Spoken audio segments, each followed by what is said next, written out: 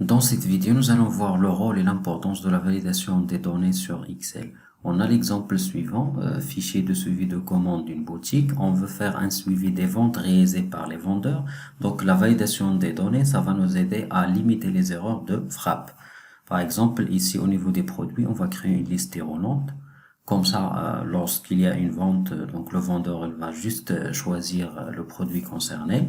Pour la quantité, c'est la même chose. On va fixer des intervalles qui sont raisonnables. Par exemple, on sait la capacité et le stock de notre boutique. Par exemple, le minimum 1 et la valeur maximale c'est 100, de telle sorte que lorsque le vendeur va entrer une donnée, ça va pas être accepté. Et c'est la même logique pour le prix unitaire. On commence avec produit. On va créer une liste de langues, données, validation des données.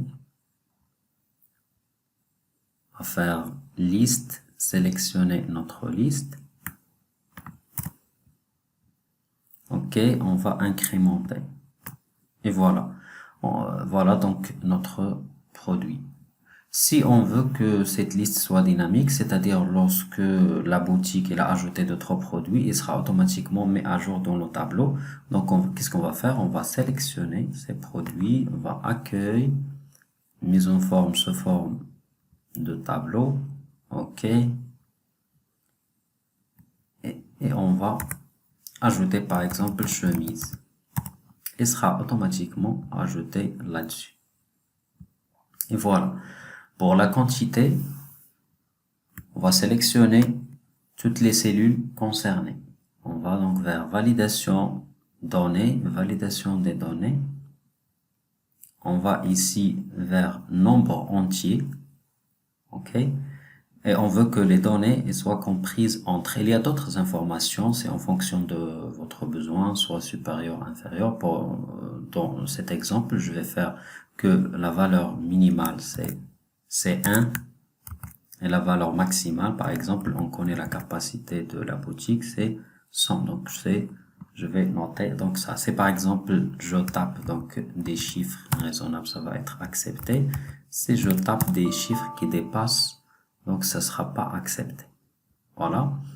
Également pour le prix unitaire, je vais sélectionner les cellules concernées, validation des données et voilà, je vais chercher ici décimal parce que le prix ça peut être en décimal. Le prix c'est pas comprise mais il doit être normalement supérieur à 0 pour éviter que le vendeur enregistre des chiffres par erreur, des chiffres négatifs. Voilà, c'est OK. Voilà, donc si je tape des valeurs, ça va marcher. C'est par exemple, je tape des valeurs par erreur, des zéros négatifs. Donc ça va pas être accepté. OK, pour améliorer un peu ça, c'est par exemple au niveau de la quantité, je veux afficher un message d'erreur. Donc je vais y revenir. Ici, validation des données, message de saisie. Par exemple, une fois elle a écrit un chiffre qui dépasse 100, il y aura par exemple ici, par exemple, erreur de